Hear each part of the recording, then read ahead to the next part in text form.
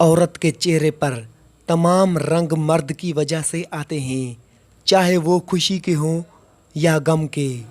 कहते हैं कि औरत का कोई घर नहीं होता, मगर हकीकत ये है कि औरत के बगैर कोई घर घर नहीं होता। जिस तरह मर्दों को बेहया औरतें अच्छी लगती हैं, उसी तरह औरतों को भी बाकिरदार मर्द ही अच्छे लगते हैं। बर्दाश्त करना औरत की फितरत है। अगर औरत बर्दाश्त ना करे तो बहुत कम घर आबाद हों। औरत की असल खूबसूरती उसकी शर्म व हया, खुश इखलाकी और अतात गुजारी में है। अगर ये ना हो तो हसीन से हसीन औरत भी अपनी नाफरमानी, बद कलामी और बद अखलाकी से बदसूरत लगने लगती है। औरत शऊर पा जाए तो फिरौन के घर मूसा पाल सकती है। औरत की बदसूरती यही है कि उसकी खूबसूरती हर कोई देखे।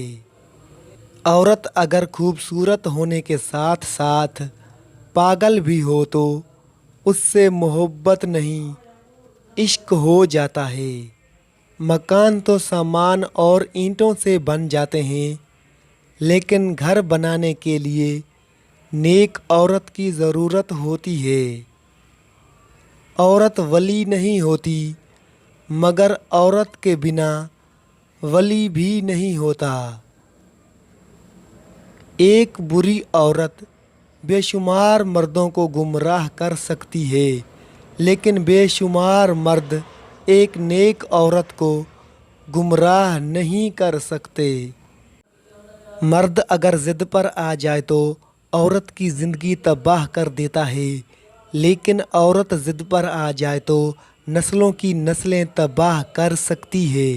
मोहब्बत दो बेवकूफ़ों के दरमियान एक मुआहिदा है। जिसको पहले अकल आ जाती है वो बेवफा कहलाता है। लोग कहते हैं कि औरत वफ़ा नहीं करती। अगर औरत वफ़ा ना करे तो दुनिया में कोई रिश्ता कायम ना हो।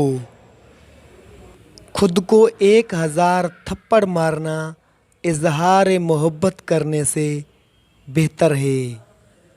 जो वफ़ादार होते हैं ना, वजह उनकी औकात से बड़ी ही क्यों ना हो, मर जाते हैं, बेवफाई नहीं करते।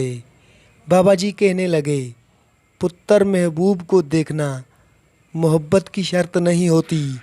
कोई बिना देखे अवैस करनी बन जाता है, और कोई पास रहकर भी अबू जहल रहता है।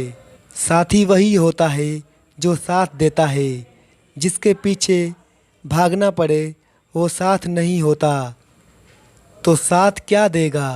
अल्लाह से बड़ा हमारा कोई साथी नहीं।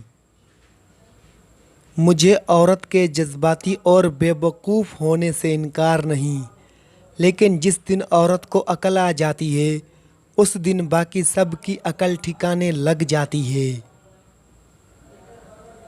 जो औरत तुमसे सच्चा प्यार करती है वो तुमसे कभी ना कभी ये 2 बातें ज़रूर पूछेगी।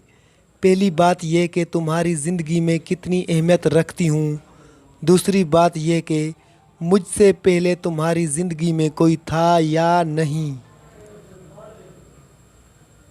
कुछ लोग सिर्फ अपनी अकड़ की वजह से कीमती रिश्ते खो देते हैं।